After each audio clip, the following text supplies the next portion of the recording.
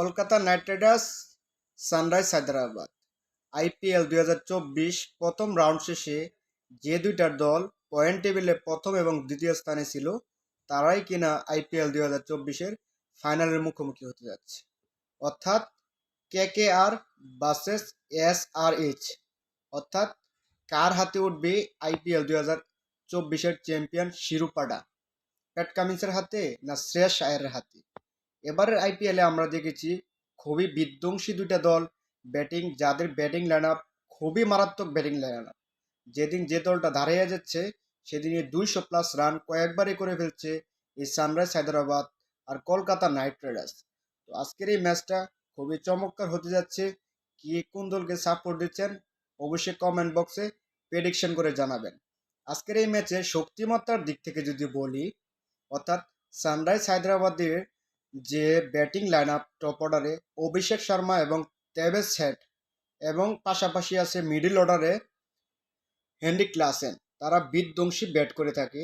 তারা যদি প্রথমতে যদি আজকে যে গ্রাউন্ডে খেলা হবে, অর্থাৎ ফাইনাল ম্যাচটা যে গ্রাউন্ডে খেলা হবে সেটা হচ্ছে চেন্নাইয়ের গ্রাউন্ড।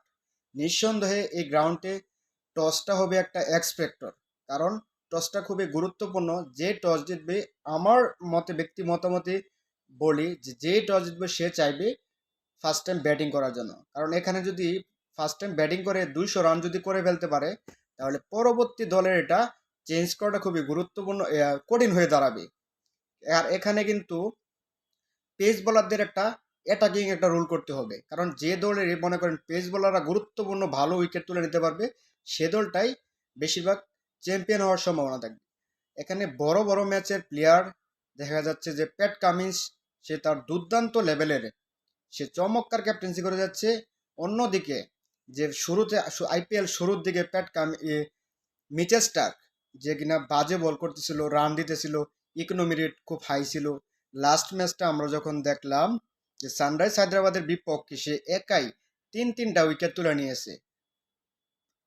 তেভেজ হেড আছে, অভিষেক শর্মা আছে, পাশাপাশি আরো তিনটা উইকেট তুলে নিয়েছে। তাই আজকের এই ম্যাচটা খুবই গুরুত্বপূর্ণ এবং এক্সাইটিং ম্যাচ হতে যাচ্ছে। দেখা যাক কে এই ম্যাচটা জিততে পারে। শক্তিমত্তার দিক থেকে দুনো দলই এগিয়ে, কারণ যেরকম তারা ব্যাটিং এইবারে আইপিএলে দেখিয়েছে সানরাইজ হায়দ্রাবাদ পাশাপাশি কেকেআর, কারণ দুর্দান্ত ব্যাটিং লাইন, যেই ভালো ব্যাট করতে পারে এবং ভালো খেলাটা উপহার দিতে পারে সেই হয়ে যাবে আইপিএল 2024-এর চ্যাম্পিয়ন। এদিক দিয়ে সানরাইজ হায়দ্রাবাদের ক্যাপ্টেন প্যাট কামিন্স সে দুর্দান্ত লেভেলের ক্যাপ্টেন্সি করে যাচ্ছে। আর এবার দেখা যাক আইপিএল 2024-এর শিরোপা কি দ্বিতীয়বারের মতো কি সানরাইজ হায়দ্রাবাদের হাতে উঠবে নাকি কেকেআরের তৃতীয়বারের মতো চ্যাম্পিয়ন হবে। এই ম্যাচটার অপেক্ষায় আমরা আছি সবাই টিকেট সমর্থক। আর এই ম্যাচটাকে আপনারা অবশ্যই কমেন্ট বক্সে প্রেডিকশন করে জানিয়ে দিবেন কে হতে পারে আইপিএল 2024-এর চ্যাম্পিয়ন।